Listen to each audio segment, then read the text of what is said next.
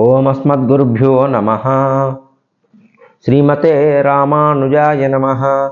ఆపదామపహర్తారం దాతారం సర్వసంపదాం లోకాభిరామం శ్రీరామం భూయో భూయో నమామ్యహం.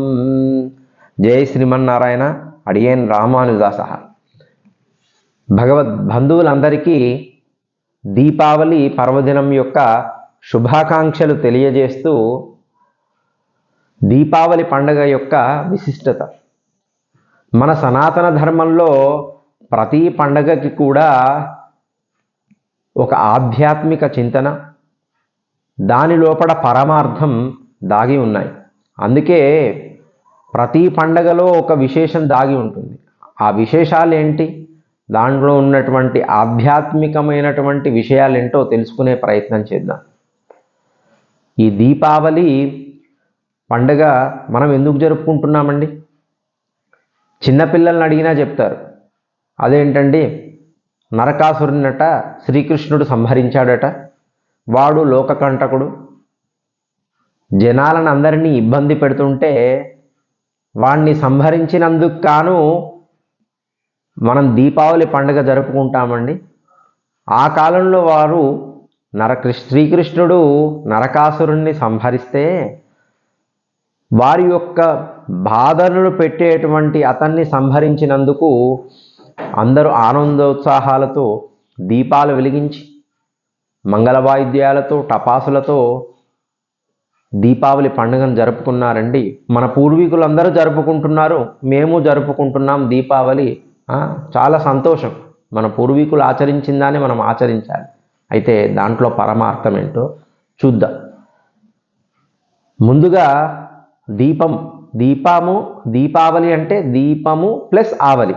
దీపం అంటే దీపం జ్యోతి పరం బ్రహ్మ దీపం సర్వతమోపహం. అంటే దీపము సాక్షాత్తు పరబ్రహ్మ స్వరూపమయ్యా. తమస్సు అంటే అజ్ఞానము, చీకటి, దాన్ని తొలగించేదే దీపము. జ్ఞానం అనే దీపము అజ్ఞానం అనేటువంటి చీకటిని పారద్రోలుతుంది. ఇప్పుడు చూడండి, చీకటి మనకి ఎప్పుడు వెలుతురు లేనప్పుడు చీకటి, ఎప్పుడైతే ఇది చూడండి, ఈ దీపం వల్ల ఇంతకుముందు ఉన్నటువంటి చీకటి పోయి ఈ దీపము వెలుగు వల్ల మనకు వెలుతురు వచ్చి మన చుట్టూ ఉన్నదాన్ని, ఇంతకుముందు చీకట్లో నేను కనబడలేదు, కానీ ఇప్పుడు వెలుతురు వచ్చిన తర్వాత నా చుట్టూ వాతావరణం కనబడుతుంది. అంటే చీకటిలో ఉన్నప్పుడు నా చుట్టుపక్కల ఉన్నవి లేవా? ఉన్నవి, కానీ కనబడలేదు. అదే దీపం వచ్చిన తర్వాత మన చుట్టూ ఉన్నవి కనబడింది. అంటే అజ్ఞానం. మన చీకటి ఉన్నప్పుడు ప్రపంచం లేదు అని అనుకోవడం మనం అజ్ఞానం. అదే వెలుతురు వల్ల మనకు అంటే ఇదివరకు ఉన్నదే కనబడుతుందయ్యా, ప్రపంచంలో లేనిది లేదు. ఈ దీపం అంటే జ్ఞానము వల్ల మనం తెలుసుకుంటాం. అయితే దీని యొక్క ఆధ్యాత్మిక చింతన ఏమిటి, దీనిలో ఉన్నటువంటి విషయం ఏమిటో తెలుసుకునే లోపు ముందుగా దీపావళి పండుగకు కారణమైనటువంటి నరక చతుర్దశి, అసలు ఆ పండుగ మనం ఎందుకు జరుపుకోవాలి, ఎలా జరుపుకోవాలి అనే విషయాలు తెలుసుకొని చేస్తే పండుగను ఇంకా పరమార్థంతో చేసుకున్న వాళ్ళమవుతాం. మనకి ఏదన్నా ఎటన్నా వెళ్తున్నప్పుడు ఫలానా దిక్కు వెళ్తున్నామని ఎటో వెళ్తున్నామని చెప్పే బదులు ఫలానా దిక్కు వెళ్తున్నామంటే వీడికి లోపల ఇంట్రెస్ట్ ఉంటుంది. ఓహో అక్కడికి వెళ్తున్నాం, అవి చూస్తే బాగుంటాయని. అదే రకంగా మనం పండగ నరక చతుర్దశి దీపావళి జరుపుకునే ముందు ఎందుకు జరుపుకుంటున్నామో ముందుగా తెలిస్తే ఓహో ఫలానా ఇందుకోసమా అనేటువంటి జ్ఞానం మనకు వస్తుంది. అదే కాక ఎలా జరుపుకోవాలనేటువంటి విషయాలు మనకు తెలియక కాదు, కానీ దాంట్లో ఉన్నటువంటి పరమార్థం తెలిస్తే మనం చాలా సంతోషాన్ని అనుభవిస్తూ పండుగ జరుపుకుంటామని నా యొక్క చిన్న ప్రయత్నం. అయితే నరక చతుర్దశి ఆశ్వయుజ బహుళ చతుర్దశి నాడు జరుపుకుంటాం. ఆ మరునాడు దీపావళి అమావాస్య రోజు లక్ష్మీ పూజలు జరుపుకుంటూ మనం ఈ పండుగను ఆచరిస్తాం. అయ్యా నరక చతుర్దశి అంటే చిన్నపిల్లవాడు నన్నినా చెప్తాడు. ఏంటయ్యా అని మనం చరిత్ర చెప్తుంది, పురాణాలు చెప్పాయి. నరకుడు అనేటువంటి అసురుడు, రాక్షసుడు ఉండేవాడు. వాడు ప్రజలను అదృష్టం కొద్దీ వాని పూర్వజన్మం అదృష్టం కొద్దీ రాజుగా వాడికి అవకాశం వచ్చింది, రాజ్యాన్ని వెళ్తున్నాడు. కానీ నరకం అంటే ఏందండి? మనకి దుఃఖాన్ని కలిగించేటువంటిది నరకం. నరాన్ కృంద ఇది నరక అంటే మనుషులకు దుఃఖాన్ని కలిగించేటువంటిది నరకం. ఎవరు కోరుకుంటారండి? మనకు దుఃఖం కావాలని ఎవరు కోరుకుంటారు? ఏదో ఎప్పుడో ఒకసారి వస్తుంది మన కర్మవశాత్ అంటే అనుకోవచ్చు. ప్రతిరోజు దుఃఖం అంటే అలాంటి దుఃఖాన్ని ప్రతిరోజు తన రాజ్యంలో ఉన్నటువంటి ప్రజలకు అనుభవింపజేసేటువంటి వాడు నరకుడు అనేటువంటి అసురుడు. అసురుడు అంటే రాక్షసుడు. డెఫినేషన్ ఏంటంటే రాక్షసుడు అంటే వాడికి కావాల్సింది వచ్చేంత వరకు ఎదుటి వారిని ఇబ్బంది పెట్టైనా సరే తనకు కావాల్సింది తాను అనుకున్నది చేసేవాడు. నా మాటే నెగ్గాలి, నేను చెప్పిందే అందరు వినాలి, ప్రపంచంలో ప్రతి వస్తువు నాకే కావాలి, నేనే గొప్పవాణ్ణి, నేను ఎప్పటికీ శాశ్వతమైనటువంటి వాణ్ణి అనేటువంటి అజ్ఞానము కలిగి చాలా బలము కలిగి ఉండటం వేరు. వాడి అదృష్టం కొద్దీ వాడు రాజయ్యాడు, వాడికి బలం ఉంది, ఓకే, అది బలం కలిగి ఉండడం ఓకే, సంతోషం. కానీ బలహీనుల పట్ల నాకు బలం ఉంది కదా అని ప్రదర్శించి వాళ్ళను దుఃఖానికి కారణమైనటువంటి నరకాసురుణ్ణి శ్రీకృష్ణ పరమాత్మ, సాక్షాత్తు పరమాత్మ కదండి, ఎవరికైతే ఆయన ఉన్నది ఎందుకండి? మన యొక్క దుఃఖాలను మన బాధలను తీర్చడానికే కదా. దుష్ట శిక్షణ శిష్ట రక్షణార్థం అవతారాలు.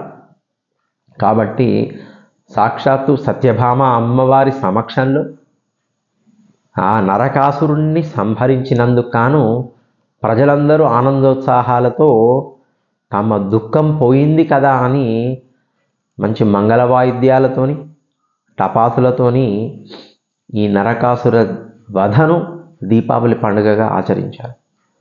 సరే, సంతోషం, మన పూర్వులందరూ ఆచరించారు, మనము ఆచరించుదాం. కానీ దాంట్లో ఉన్నటువంటి అప్పుడంటే నరకాసురుడు ఉన్నాడండి, వాణ్ణి చంపేశాడు, మరి మనం ఒకసారి జరుపుకుంటే సరిపోదా పండుగ? ప్రతి సంవత్సరం ఎందుకు జరుపుకోవాలంటే దీంట్లో ఆధ్యాత్మికంగా ఒక విషయం దాగి ఉంది. చెప్పాను కదండి, సనాతన ధర్మంలో ప్రతిదానికి ఒక విషయం, దాని యొక్క సందర్భం ఉంటుంది. మన మనుషులలో కూడా నరక అసురుడి యొక్క ప్రవృత్తి ఉండకపోదండి.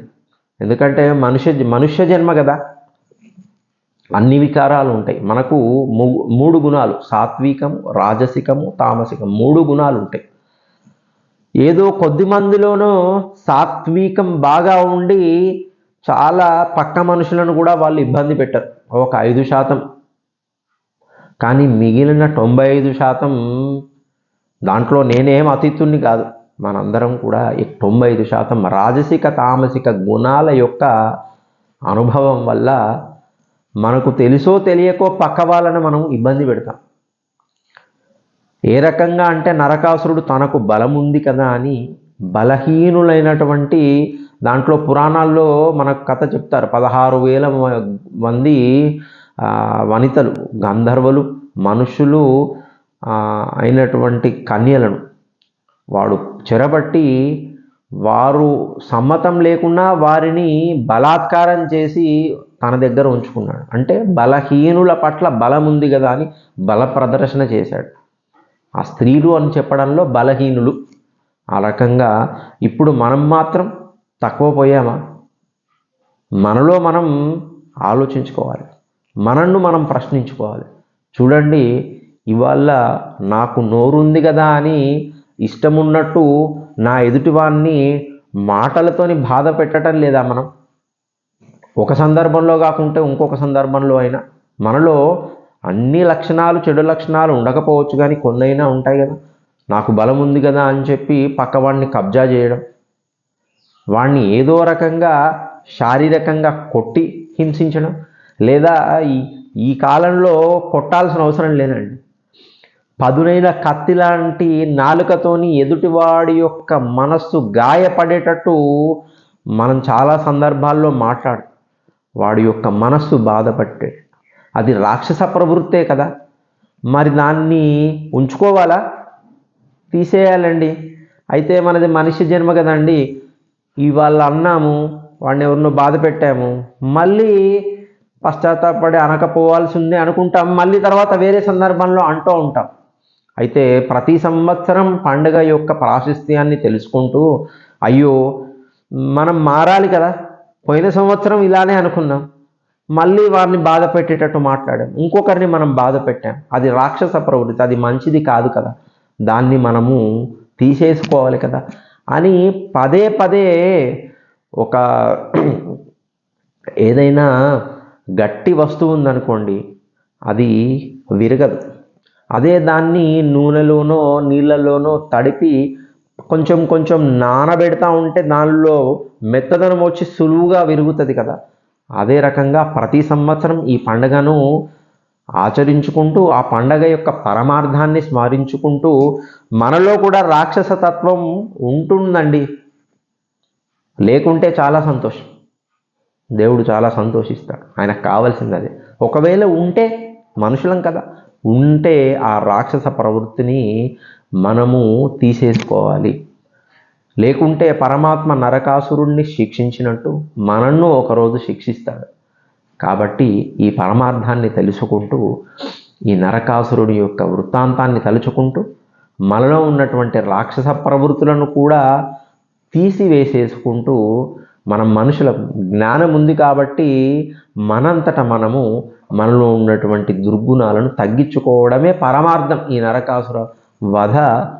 తద్వారా మనం దీపావళిని సెలబ్రేట్ చేసుకోవడం. ఆ రోజు ఆ రాక్షసుడు సంహరించినందుకు జనాలందరూ సంతోషంతో పండుగ చేసుకుంటున్నారు. ఈవేళ కలికాలం కదా, ఇంకా పాపాలు ఎక్కువ ఉంటాయి. మనలో ఉన్నటువంటి పాపాలను ప్రక్షాళన చేసుకొని మనము ఆనందోత్సాహాలతో పండుగను జరుపుకున్నాం. అయితే ఈ నరకాసురుడి వధని ఇంత మనందరం ప్రతి సంవత్సరము హైందవ సమాజం, సనాతన ధర్మాన్ని ఆచరించే వాళ్ళంతా జరుపుకుంటున్నారు కదా. మరి ఈ రాక్షస ప్రవృత్తులను మనం తొలగించుకోవాలంటే, అందరూ తొలగించుకోవడం చెప్పడం సులభం, మరి తొలగించుకునేటువంటి మార్గం ఏంటి అంటే, పెద్దలు కొన్ని ఏంటంటే మీకు అర్థమైనా అర్థం కాకుండా కొన్ని ఆచారాలు పెట్టారు. ఆ ఆచారాల వల్ల మనలో ఉన్నటువంటి రాజసిక తామసిక ప్రవృత్తులు పోయి సాత్విక గుణం నిండి మనం పక్క వాళ్ళని ఇబ్బంది పెట్టడం మానేస్తాం.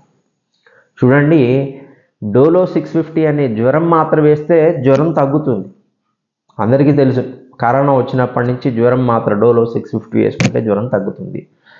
మరి అది ఎలా పనిచేస్తుందో మీకేమైనా తెలుసా? అది వేసుకుంటే తగ్గుతుంది. అలాగే ఈరోజు నరక చతుర్దశి రోజు మనం ఉదయాన్నే బ్రాహ్మీ ముహూర్తంలో లేచి స్నానం చేసి మంచి మంగళహారతులను, వాయుద్యాలను వినుకుంటూ, మనకు ఇంట్లో ఉన్నటువంటి అక్కజెల్లెలు కానీ, ఇంట్లో ఉన్నటువంటి ఆడవారు, మగవాళ్ళందరికీ హారతులు ఇస్తారు. నువ్వుల నూనెతోని అభ్యంగం స్నానం చేయిస్తారు. శనగపిండితో నలుగు పెట్టిన తర్వాత హారతులు ఇచ్చి మంచి మంగళవాద్యాలు విని ఈ పండుగను మనం ప్రారంభం చేస్తాం. దీంట్లో ఉన్నటువంటి తాత్విక చింతన, దాని వెనకాల ఉన్నటువంటి సైన్స్ అండి. ప్రతి పండుగ వెనకాల సైన్స్ ఉంది. ఏమిటి అంటే, అయ్యా మంగళవాద్యాలు అంటే ఏంటండి? మంగళకరమైనటువంటి వాద్యాలు. ఈరోజు మన దురదృష్టం కొద్దీ పెళ్ళి అంటే కొన్ని మంచి శుభకార్యాల్లో డీజే సౌండ్స్ అని పెట్టి చెవులల్లో నుంచి రక్తం కారుతుందా అన్నటువంటి శబ్దాన్ని పెట్టి మనం అమంగళం ఇప్పుడు మాట్లాడవద్దు, కానీ ఈ డీజే సౌండ్స్ వల్ల కొన్ని మరణాలు కూడా సంభవిస్తున్నాయి. అంత పెద్ద శబ్దధ్వనిని మన శరీర ప్రకృతి అంగీకరించదు. అట్లాంటి వాటిని పెట్టుకొని మనం ఆనందాన్ని అనుభవిస్తున్నామని మనం అనుకుంటున్నాం, కానీ మనది కానిటువంటి శరీరం, ఈ శరీరాన్ని మనమే బాధ పెట్టుకుంటున్నాం. మంగళ వాయిద్యములు అంటే మనకు మంచిని కలిగించేటువంటివి. చెవుకు కొన్ని డెసిబెల్స్ వింటే చాలా ఆనందంగా ఉంటుందండి మన శరీరానికి. అట్లాంటి ధ్వనితోని ముందుగా ఆ రోజు మంగళ వాయిద్యాలతోని మొదలు పెట్టాలి. పొద్దున్న లేచిన తర్వాత బ్రాహ్మీ ముహూర్తంలో ఇంట్లో ప్రతి వారి ఇంట్లో సెల్ ఫోన్ ఉంది, అందరింట్లో టీవీ ఉంది. ముందుగా మంగళ వాయిద్యాలని ప్రారంభం చేయండి.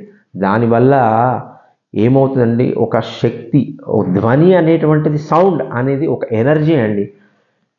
ఎలా చెప్తారండి మీరు అంటే, అయ్యా ఎక్కడో అమెరికాలో ఉన్నటువంటి ఫలానా మా బావగారు మాట్లాడితే ఇక్కడ అమెరికాలో ఇంత దూరంలో ఉన్నటువంటి నేను వెంటనే within fraction of seconds I'm able to hear. అవునా కాదా? మరి అది ధ్వని శక్తే కదండి. తరంగాలు అంత దూరం నుంచి ఇంత ప్రయాణం చేసి within fraction of seconds I'm able to hear. ఇది ప్రత్యక్ష సాక్ష్యము, సైన్స్కు ప్రత్యక్ష నిదర్శనం కావాలి కదా. మనం ఎక్కువగా ప్రత్యక్ష జ్ఞానాన్నే మనం అనుభవించిందే, మనకు కనబడితే నమ్ముతాం కదా, ఇది కనబడుతుంది కదా. అలాగే మనలో ఉన్నటువంటి ఈ మంగళ వాయిద్యాల వల్ల ఈ ధ్వని అయితే ఎప్పుడైతే వస్తుందో, మనలో సైన్స్ ప్రకారమే అండి, మంచి మంగళ వాయిద్యాలు మనసుకు ఇంపైనవి ఉంటే మనసులో మన మస్తిష్కం, బ్రెయిన్లో డోపమిన్, సెరటోనిన్ అనేటువంటివి, ఆక్సిటోసిన్ అనేటువంటి మంచి మంచి హార్మోన్స్ ఉత్పత్తి అయి మనలో మనిషికి సంతోషాన్ని కలగజేస్తాయి. అదే మనిషి ఎక్కువ రోజులు సంతోషంగా ఉంటే లాంగివిటీ, వాడు ఎక్కువ రోజులు బ్రతుకుతాడు, ఆనందంగా బ్రతుకుతాడు. అంటే ఆ ఎనర్జీ వల్ల మనిషికి మంచి జరిగేటువంటి హార్మోన్స్ ఉత్పత్తి అయ్యి మనం ఆనందాన్ని అనుభవింపజేస్తాం. అంతే కదా. దుఃఖం పొడగొట్టుకోవడం ఆనందం పొందడమే కదా. ఆనందం బ్రహ్మో దివ్యజాన, మన అంతిమ ప్రయోజనం ఏంటిది? ఆనందాన్ని పొందడమే. కాబట్టి ఆ మంగళ వాద్యాలు ఆ ఆనందం ద్వారా చెడు లక్షణాలు పోయి మంచి అనేటువంటిది దీంట్లో నిండుతుంది.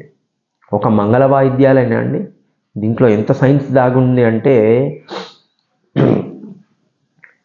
చెవు ద్వారా మనకు 5 జ్ఞానేంద్రియాలు, ఈ చెవు ద్వారా మంగళ వాయిద్యాలు వింటున్నాం, దానివల్ల సంతోషం కలిగింది, ఆనందం కలిగింది.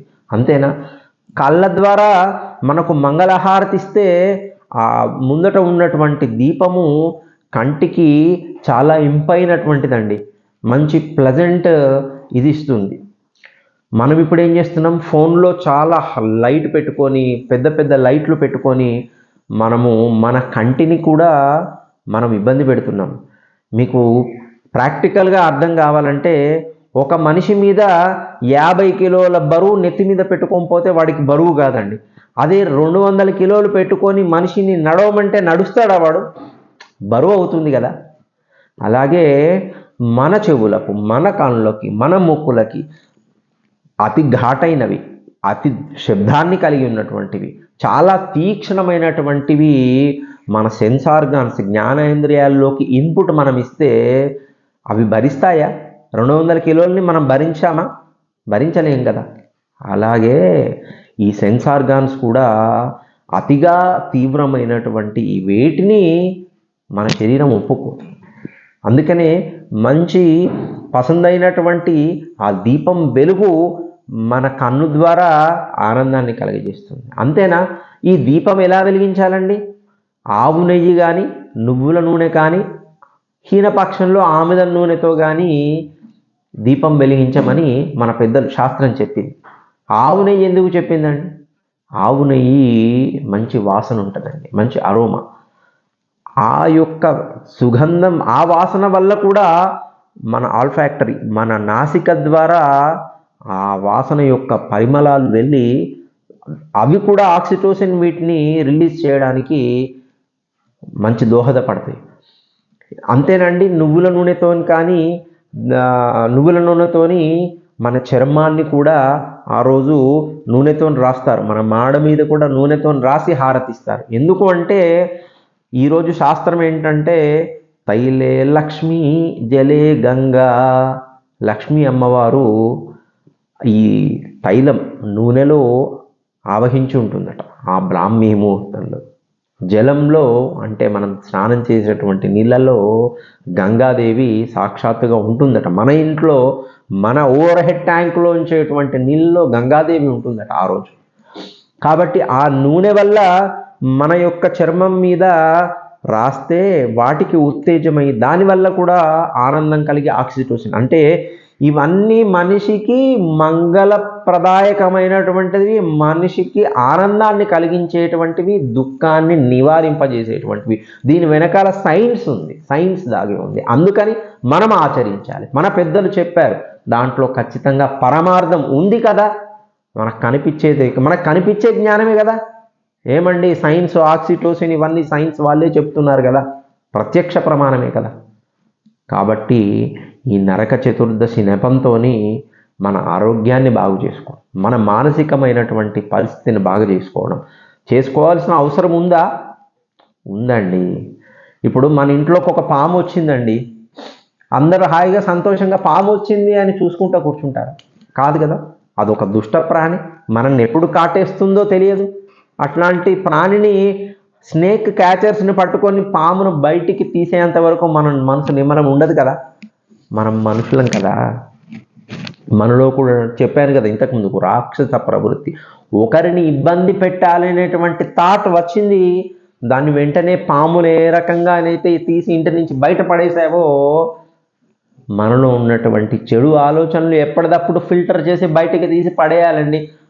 అందువల్లనే మనిషి ప్రయోజనమైనటువంటి ఆనందాన్ని పొందగలిగి వాడు సంతోషంగా ఉండి తన చుట్టూ ఉన్నటువంటి పరిసరాల్ని సంతోషంగా ఉంచుతాడండి. కాబట్టి దీని ఆవశ్యకత చాలా ఉంది. అయితే నేను సంతోషంగా ఉంటే సరిపోతుందండి, పక్కన వాడిని ఎందుకు సంతోషపెట్టాలండి? అదే దీపం యొక్క ప్రయోజనం. అజ్ఞానము నశించి జ్ఞానము పెంపొందింపబడాలి. ఏమి జ్ఞానం అండి?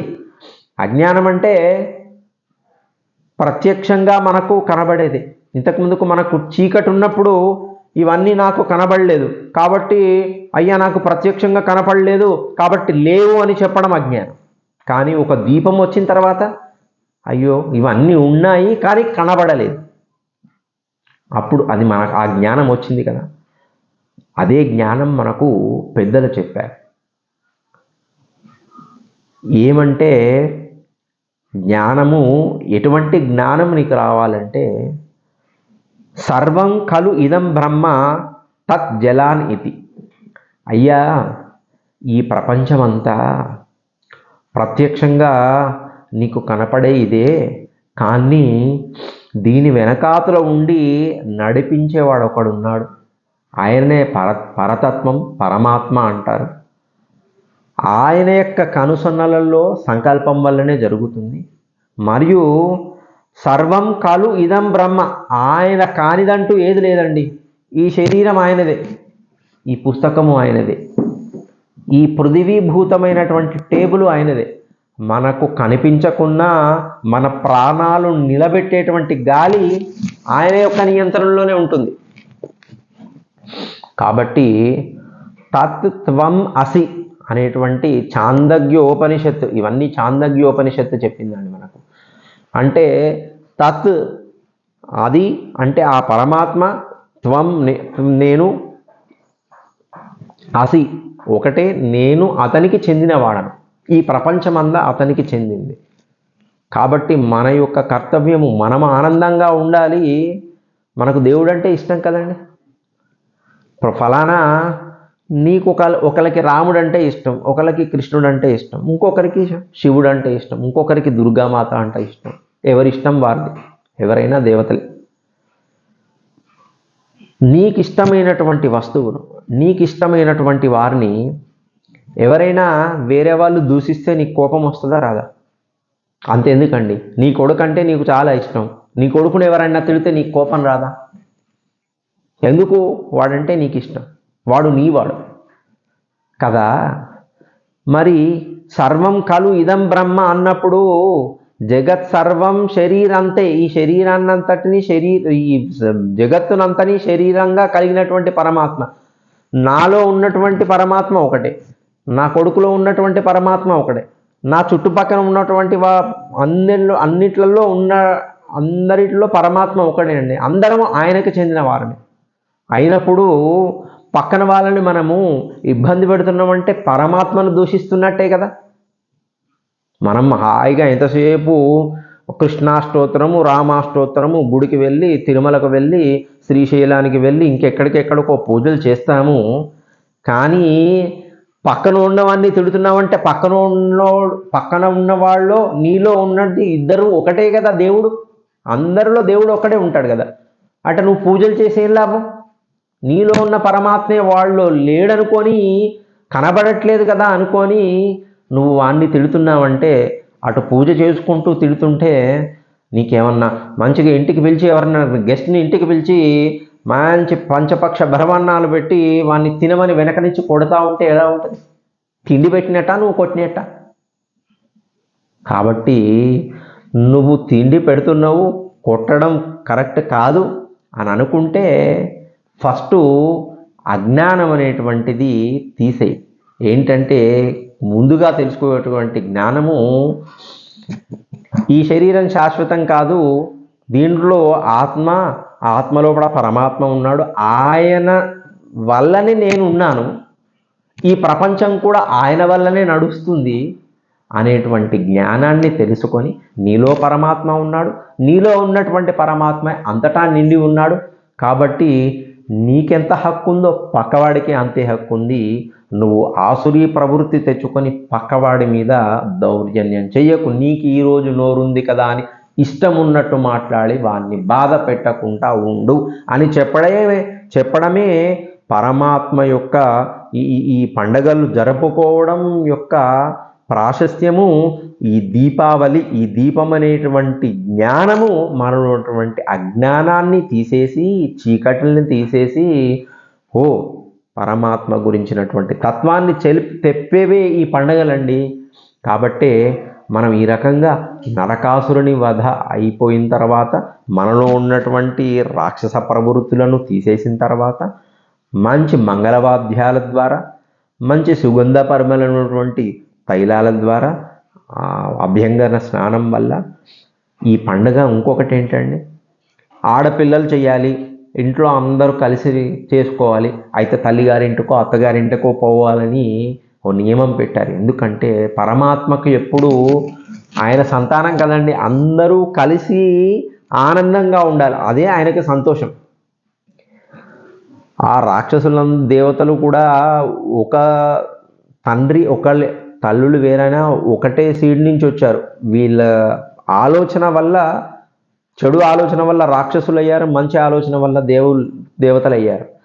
కానీ వీళ్ళందరూ కలిసి ఉండాలనేటువంటిది పరమాత్మ సంకల్పం. అందుకనే ఒక సన్నివేశాన్ని సృష్టించి వారికి అమృతం అనేటువంటి మిషను కల్పించి ఒక క్షీరసాగర మదనం అనేటువంటి నెపం పెట్టి ఆ రకంగానైనా కలిసి పని చేసుకుంటూ ఆ రకంగానైనా కలుస్తారేమో, ఒకరోజు కాకుండా ఇంకొక రోజు అని చెప్పి పరమాత్మ సంకల్పంతో వీళ్ళందరినీ కలిసి మీరు చిలకండ్రా, మీకు కావలసిన అమృతం కోసం మీరు అందరూ కలిసి ప్రయత్నం చేయాలని చెప్పి వారికి సఖ్యతను కుదిరిచ్చింది.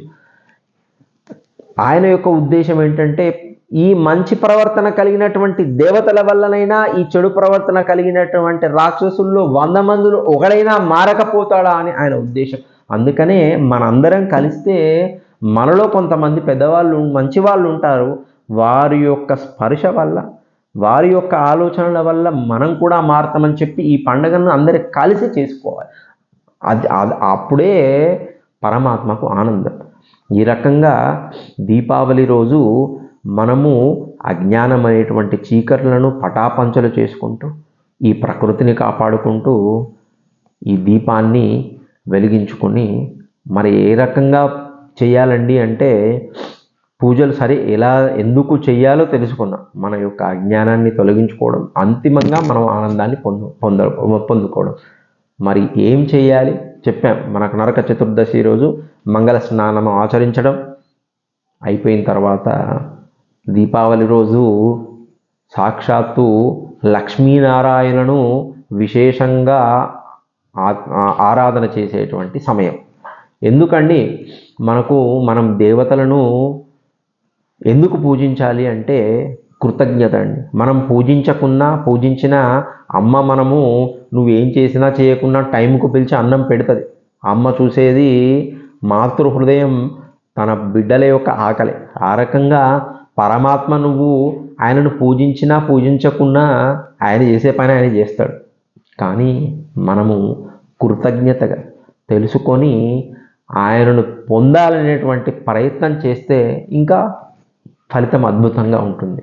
అయితే ఆ రోజు కూడా మనం ఏం చేస్తున్నామంటే దీపావళి రోజు దీపాలను అన్నీ వెలిగిస్తున్నాము. ఇంకొకటి దీంట్లో ఒక పరమార్థ విశేషం ఉందండి. ఇప్పుడు చూడండి, ఒక దీపము నుంచి దీపముల వరుస కదా. ఒక దీపం నుంచి ఇన్ని దీపాలు వచ్చాయి. అయ్యా, నేను మొదటగా ఈ దీపం వెలిగించాను, దీనితోని ఈ దీపాలను వెలిగించాను. ఇప్పుడు తర్వాత చూస్తే మొదటి దీపం ఏది, చివరి దీపం ఏది, ఏమన్నా భేదం ఉందా? మొదటి దాంట్లో ఎంత ఉందో, ఎంత కాంతి వస్తుందో, రెండవ దాంట్లో అంతే వస్తుంది, మూడవ దాంట్లో అంతే వస్తుంది, నాలుగో దాంట్లో అంతే వస్తుంది. చూసారా? అదే పరమాత్మను తెలుసుకునేటువంటి ప్రయత్నం. చూడండి, ఆయన యొక్క సంపద, మనము సృష్టించేటువంటి సంపద కొంతసేపటికి నశించిపోతుందేమో, కానీ ఈయన సంపద చూడండి, ఒక దాంట్లో నుంచి వెలిగించిన ఫస్ట్ దీపంలో ఏమీ తగ్గలేదు. ఇప్పుడు మనం కరెంట్ సిరీస్ బల్బులు పెట్టినామనుకోండి, ముందుగా ఒక దాంట్లో ఉన్నది మిగిలిన చివరి దాంట్లో అంత శక్తి రాదు, తగ్గుకుంటూ పోతుంది. మళ్ళీ దానికి ఎక్కడన్నా వేరే కనెక్షన్ పెరిగితే మళ్ళీ అది పెరుగుతుంది. కానీ దీంట్లో అట్లా కాదండి. మొదటి దాంట్లో నుంచి వచ్చిన దీనివల్ల దీంట్లో తరిగింది లేదు, కానీ దీంట్లో ఇంతకు ముందుకు లేని దీపం ఇంతకు ముందుకు పెరిగింది. కానీ దీంట్లో మొదటి దీపంలో తరుగుందా? లేదు. కానీ రెండో దీపంలో హెచ్చుంది, వెలుతురు వచ్చింది. ఆ రకంగా ఒక దాంట్లో నుంచి ఒకదానికి పెరుగుకుంటూ పోతుంది, కానీ ఎక్కడ ఇచ్చిన దానికి ఎక్కడ లోటు లేదు. పరమాత్మ కూడా అంతే అండి. ఆయన నుంచి పెరుగుకుంటూ పోతుంది, కానీ ఎక్కడా లోటు ఉండదు. నేను ఈరోజు 100 మందికే వెళ్ళామండి టెంపుల్కి, ఆ శక్తి అయిపోయింది. 1000 మంది పోతే తగ్గుతుందా?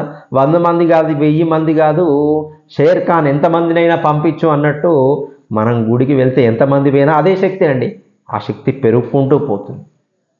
అదే రకంగా మనుషులలో ప్రేమ కూడా పెరగాలండి. దీపావళి పండుగ యొక్క ఉద్దేశాలు ఏ రకంగానైతే ప్రేమ ఒకటి నుంచి ఇంకొకటికి పెరుగుకుంటూ పోతుందో, ఈ సమాజం అంతా మనలో ప్రేమ చిగురించి ఆనందంతో మనందరం బ్రతుకుతుంటే, ప్రేమ ఉన్న చోట ద్వేషము ఇట్లాంటివి ఏవి ఉండవు కదండి. స్వచ్ఛమైనటువంటి ప్రేమ ఉంటే మిగిలిన వాడి మీద నాకు కోపం అనే ప్రస్తావనే రాదు కదా. అప్పుడు ఈ మానవాళి అంతా, ఇప్పుడు చూడండి ఎన్ని యుద్ధాలండి. నిన్నటికి మొన్న పాకిస్తాన్ మీద ఆఫ్ఘనిస్తాన్ వాడి యుద్ధం, మొన్నటి వరకు ఇజ్రాయెల్ యుద్ధం, రష్యా యుద్ధం, ఉక్రెయిన్ యుద్ధం. ఎందుకండి? పక్కవాని మీద ప్రేమ పెంచుకుంటూ పోవాలి. మనం ఏం చేస్తున్నాం అంటే, మనం కాదు, ఈ సమాజం పగలను పెంచుకుంటూ పోతుంది. అలా కాదయ్యా, ప్రేమను పెంచుకుంటూ పోతే పెరుగుతుంది, దీనివల్ల మంచి జరుగుతుంది అని చెప్పడం దీపావళి యొక్క ఉద్దేశం. దీంట్లో ఇంకొక సైన్స్ దాగి ఉందండి. మీరు ఇంతకు ముందుకు చెప్పారు కదా, అజ్ఞానము జ్ఞానముకు సంబంధించింది దీపావళికి. అయ్యా, నీకు చెప్పే దీంట్లో కూడా సైన్స్లో చెప్తున్నాను. ఈ దీపము చూడండి, దీపాన్ని వెలిగించడంలో కూడా ఎంత పరమార్థం దాగి ఉందో. ఇది మట్టితో చేసామండి. ఇంకొకటి మర్చిపోయాను చెప్పడము, దీపావళికి మట్టి ప్రమిదలను వాడడమే శ్రేష్టం. ఎందుకు అంటే, ఇవన్నీ దేవుడి సృష్టిలో పంచమహాభూతాలండి. ఈ పృథివీ తత్వము కలిగినటువంటి మట్టితో తయారు చేసినటువంటి ఇదండి ప్రమిద దీపం. అయితే ఎందుకు మట్టి అంటే చూడండి, మనకు బంగారం అంటే ఇష్టం బాగా. ఈ బంగారం ఎక్కడి నుంచి వచ్చిందండి? మట్టిలో నుంచే కదా. ఆ మట్టిని పూర్తిగా ప్యూరిఫికేషన్ చేసుకుంటూ వస్తే ధాతువుల రూపకంగా ఎన్నో మలినాలు పోతే బంగారం వచ్చింది. అదంతా మట్టిలో నుంచే కదా వచ్చింది. ప్లస్ ఈ మట్టికి పీల్చే గుణం, చెడు లక్షణాలను పీల్చే గుణం ఉంది. ఇప్పుడు చాలామంది ఇత్తడివి, బంగారంవి, వెండివి పెట్టుతున్నా అవి మట్టి నుంచి వచ్చినా ఈ మట్టికి ఉన్న గుణం మనలో ఉన్నటువంటి దోషాలను చూడండి. ప్రకృతి ఈ దీంట్లో ఆవు నెయ్యి వాడాము, దీన్ని వెలిగించిన తర్వాత దీపం వెలుగుతుంది కదా. చూడండి, ఈ దీపం వెలుగుతుంది అంటే ఎక్కడి నుంచి వెలుగుతుందండి? మనం సైన్స్ ఏం చెప్తాం? దీపం వెలగడానికి కారణం గాలిలో ఉన్నటువంటి ఆక్సిజన్ను తీసుకుంటుందండి. ఆక్సిజన్ను తీసుకుంటే మండుతుంది. ఏమయ్యా, ఆక్సిజన్ను నువ్వేమన్నా కొనుక్కొచ్చి పెట్టావా? లేదండి. మరి మీ నాయనగారు ఏమన్నా తయారు చేశారా? వారి నాయనగారు ఏమన్నా తయారు చేశారా? లేదండి. ఇది ఎక్కడి నుంచి అండి ఆక్సిజను? ప్రకృతిలోని ఆక్సిజన్ అండి. ఎవరిదండి? ఎవరి సొత్తు? ఆ పరమాత్మ సొత్తు కదా. ఆయన సొత్తే. ఆ ఆక్సిజన్ రావడం వల్ల ఇది వెలుగుతుంది. ఆక్సిజన్ రావడము కార్బన్ డైఆక్సైడ్ మనకు ప్రకృతిలోనికి వదిలేస్తుంది కదా. అంటే ఈ మట్టి లక్షణం కూడా అంతే అండి. మనలో ఉన్నటువంటి చెడు లక్షణాలను ఆ పరమాత్మ, ఈ ప్రకృతి ఆ చెడు లక్షణాలని మనం వదిలేస్తే పీల్చేస్తుంది. కాబట్టే మట్టి పాత్రలనే వాడాలి. దీంట్లో పరమాత్మ ఉంది, ఆరోగ్యానికి కూడా మంచిది. అదే కాదండి, పాపం ఈ వృత్తిని నమ్ముకొని చాలామంది ఉన్నారు. వారికి అన్యాయం చేయవద్దండి. ప్రతి ఒక్కరు దీపావళికి మట్టి పాత్రలే వాడండి, ఈ మట్టి ప్రమిదలే వాడండి. అదే శాస్త్రం చెప్పింది, అదే చాలా మంచిది. మన పూర్వీకులు అందరూ ఆచరించారు, మనం అదే చేయాలి. తర్వాత దీంట్లో ఉన్నది ఆవు నెయ్యి అండి. అయ్యా, ఎక్కడి నుంచి వచ్చిందండి నెయ్యి? నెయ్యి అండి, ఆవు నెయ్యి అని చెప్తున్నారు కదా, ఆవు నుంచి వచ్చిందండి. ఆవు ఎట్లా ఉందయ్యా? తెల్లగా ఉందండి. ఆవు పాలు ఎలా ఉన్నాయా? తెల్లగా ఉన్నాయి. మరి ఆవు నెయ్యి ఎంతయ్యా? కొంచెం ఎల్లోయిష్ కలర్లో ఉందండి, గ్రీనిష్ ఎల్లోయిష్ కలర్ అంటారు, పీతవర్ణం. అదేంటండి, పాలు తెల్లగా ఉన్నాయి, ఆవిచ్చే పాలు కొన్ని తెల్లగా ఉన్నాయి, కొన్ని ఆవులు కొన్ని నల్లగా ఉన్నాయి. అవి తినేమో గడ్డి పచ్చిగా, కొన్ని ఎల్లో కలర్, కొన్ని గ్రీన్ కలర్ ఉన్నాయి. కానీ నెయ్యి వేరే కలర్లో వచ్చింది. పోనీ ఆవులో చూడగానే ఆ ఆవులో నెయ్యి మనకు కనబడుతుందా? ఆవులో పోనీ ఆవు మనం పాలు పిండిన తర్వాత పాలల్లో కనబడుతుందా? లేదు కదా. పాలల్లో నెయ్యి దాగుంది, నెయ్యికి కావలసిన కలర్ దాగుంది. ఇంకొకటండి, నెయ్యి కాకుంటే నేను నీళ్లు పోసి పెడితే దీపం వెలుగుతుందా? నెయ్యితోనే వెలుగుతుంది. ఎందుకు?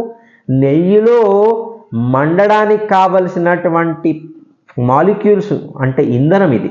ఆ ఇంధనం కూడా అంటే ఈ నెయ్యిలో మనకు కనబడ తెల్లగా ఉన్నటువంటి పాలల్లో నెయ్యి దాగి ఉంది, దాని యొక్క రంగు దాగి ఉంది, దాని యొక్క పొటెన్సీ, ఇంధనం కెపాసిటీ కదా. మనకు పెట్రోల్ పోస్తేనే బండి నడిచినట్టు దీంట్లో నెయ్యి పోస్తేనే ఈ దీపం వెలుగుతుంది. అంటే ఇంధనం కూడా ఉంది, అగ్నితత్వం. అంటే ఇన్ని మనకు పాలల్లో కనబడుతున్నాయా?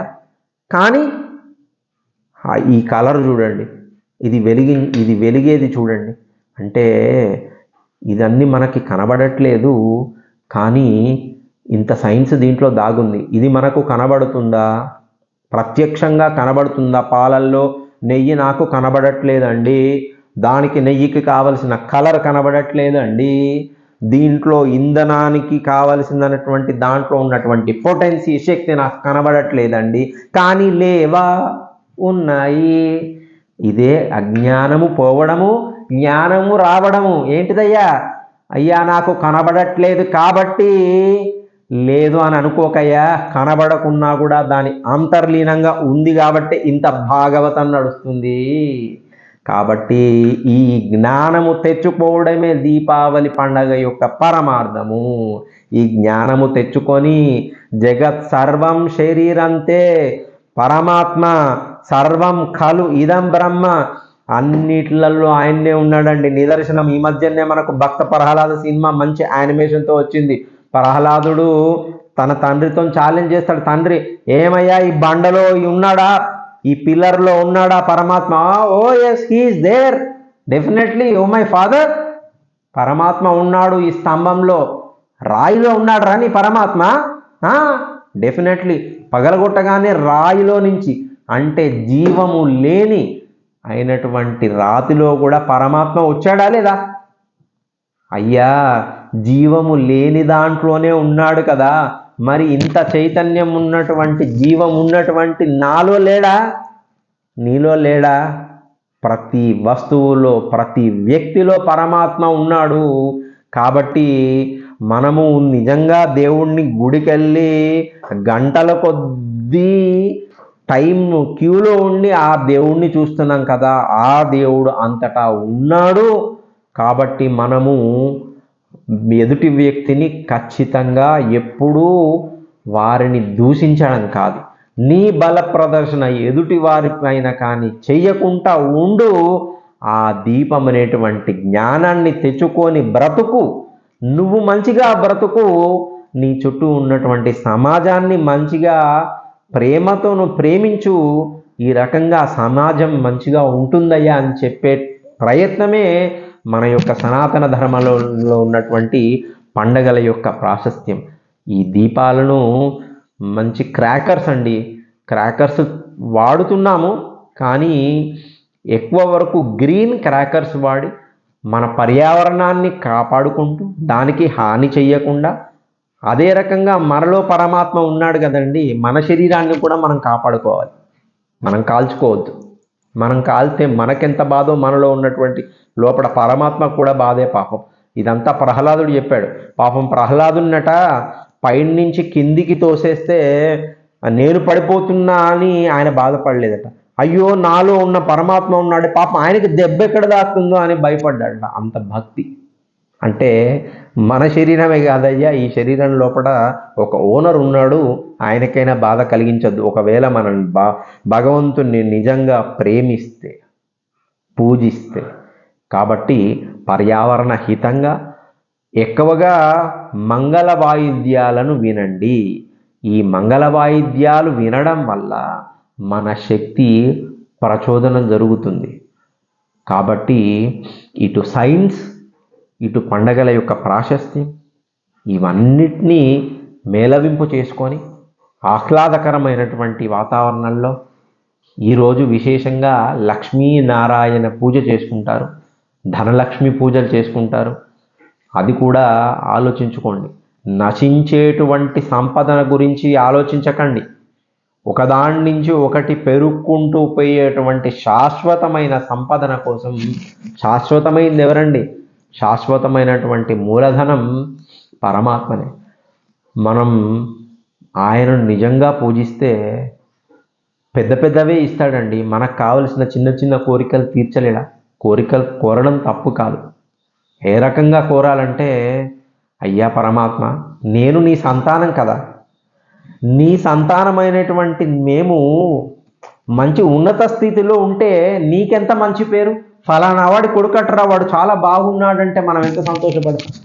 అదే పరమాత్మ కూడా, ఓ ఫలానా వాడి సంతానం అట, మేమంతా బాగుంటే నీకెంత మంచి పేరయ్యా అంటే, పాపం ఆయన వెంటనే ఉబ్బి తబ్బిపోయి వామనావతారంలో రాగా కొంచెం వాడికి ఆయనకు దానం ఇచ్చినా వెంటనే పెరిగిపోయాడండి మన త్రివిక్రముడు, వామనుడు. దాన్నే మనం బలిపాడ్యంగా చేసుకుంటాం. ఆ రకంగా పరమాత్మ పొంగిపోయి మనకు కావాల్సింది అన్నీ ఇస్తాడు. కాబట్టి ఈ పండుగను ఆనందోత్సాహాలతో జరుపుకుంటూ దీపం యొక్క ప్రాశస్త్యాన్ని మరొక శ్లోకంలో ఒక్కసారి చదువుకొని, దీపం జ్యోతి పరం బ్రహ్మ దీపం సర్వతమోపహం శుభం కరోతు కళ్యాణం ఆరోగ్యం సుఖ సంపదాం శత్రుబుద్ధి వినాశంచ దీపం జ్యోతి నమోస్తుతే. చూసండి, మంచి ఆరోగ్యం. అదే రకంగా మనకు రాబోయే కార్తీక మాసం ఆశ్వయుజ బహిళ అమావాస్య రోజు మనం దీపావళి జరుపుకుంటాం. దీంట్లో విశేషంగా దీపాలతోని తర్పణం ఇచ్చేటువంటిది, తిలలతోని కాకుండా ఈ అమావాస్యకు పితృదేవతలకు విశేషంగా దీపతర్పణము మనము చేసేటువంటి పితృకార్యానికి కూడా చాలా ఇంపార్టెన్స్ ఉంది ఈ దీపావళి రోజు. ఆ కార్యాన్ని కూడా చేసుకుంటూ తర్వాత వచ్చేటువంటి కార్తీక మాసంలో ఎందుకు మనం కార్తీకంలో దీపాలను వెలిగించాలనేటువంటి తర్వాత తెలుసుకుంటూ ఈ దీపావళిని అందరము జాగ్రత్తగా సంతోషంగా జరుపుకుందాము. మన ప్రకృతిని, మన పక్కన ఉన్న వారిని అందరినీ ప్రేమించుకుంటూ జరుపుకుందాం. జై శ్రీమన్నారాయణ.